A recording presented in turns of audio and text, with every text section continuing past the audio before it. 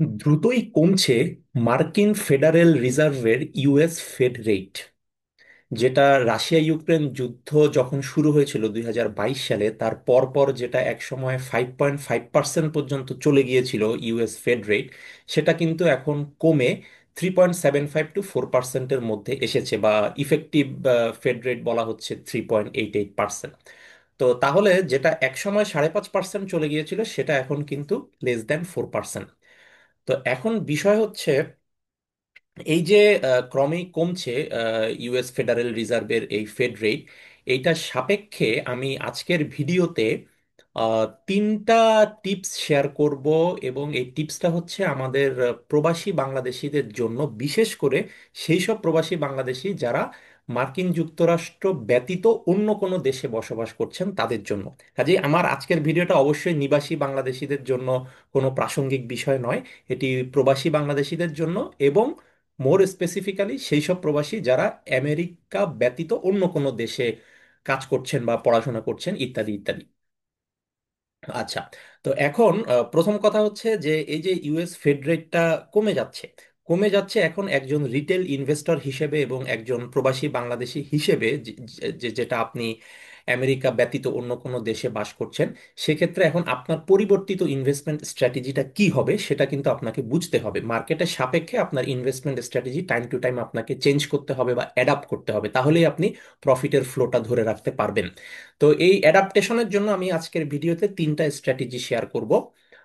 প্রথমটা হচ্ছে যে দেখবেন আপনি, ফর এক্সাম্পল আমি যদি বলি যে আমেরিকা ব্যতীত অন্য কোনো দেশ, ফর এক্সাম্পল আমি সুইডেনের কথা ধরলাম, ইউরোপের দেশ সুইডেন।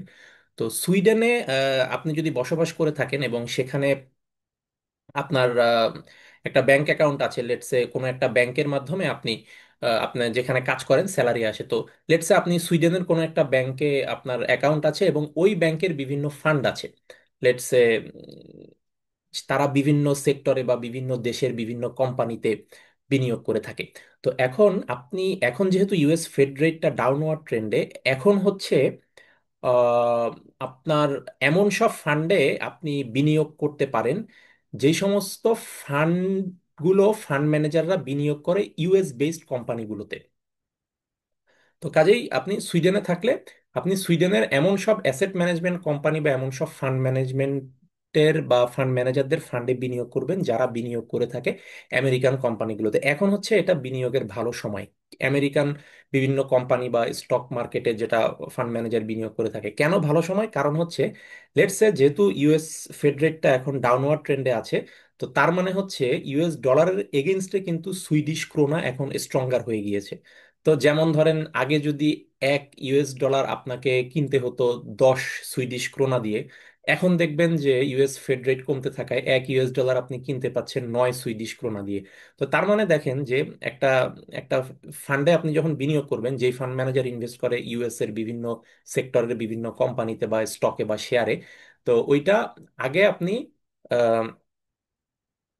আপনাকে 1 ডলার ওই ফান্ডে বিনিয়োগের জন্য খরচ করতে হতো 10 ক্রোনা, এখন কিন্তু 9 ক্রোনায় আপনি ওইটা পেয়ে যাচ্ছেন। তার মানে কি? তার মানে হচ্ছে আগে আপনি ওই ফান্ডের ইউনিট কেনার জন্য যদি আপনার সাপোজ 10 ক্রোনা ব্যয় করতে হতো, এখন ওই ডলারের বিপরীতে আপনার ক্রোনা শক্তিশালী হয়ে যাওয়ায় কিন্তু আপনি 10 ক্রোনার পরিবর্তে 9 ক্রোনাতেই ওই ফান্ডের এক একটা ইউনিট কিনতে পারছেন। তার মানে কি চিপ রেটে আপনি এক একটা ইউনিট কিনতে পারছেন। যেহেতু চিপ রেটে কিনতে পারছেন, now it is the best time to invest in the funds where basically US based কোম্পানিতে যেখানে বিনিয়োগ করা হয় ফান্ড ম্যানেজাররা। এটা একটা ভালো সময়, কারণ এখন আপনি সেম ক্রোনা দিয়ে কিন্তু আপনি আরো বেশি ফান্ডের ইউনিট কিনতে পারবেন, অথবা আপনি আগে যেই ক্রোনা খরচ করতেন সেই ক্রোনা দিয়ে ইউনিটের সংখ্যা আরো বাড়বে, অথবা যদি আগের সংখ্যক ইউনিট কিনতে চান তাহলে ক্রোনা কম খরচ করতে হবে।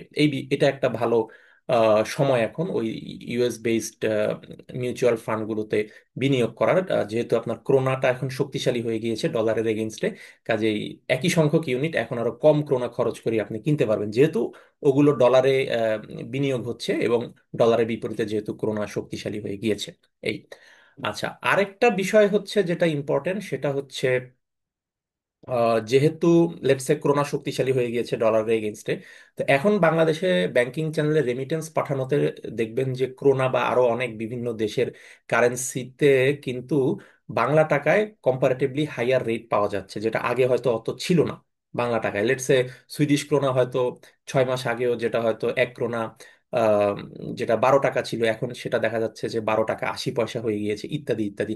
তো সেই ক্ষেত্রে বাংলাদেশে ব্যাংকিং চ্যানেলে বাংলা টাকায় রেমিটেন্স পাঠানোর ক্ষেত্রে আমার মনে হয় এটা একটা ভালো সময় এখন যাচ্ছে। এটার সাথে আবার 2.5% ইনসেন্টিভও আপনি পাচ্ছেন বাংলাদেশ সরকার থেকে। আচ্ছা, এটা একটা সেকেন্ড স্ট্র্যাটেজি।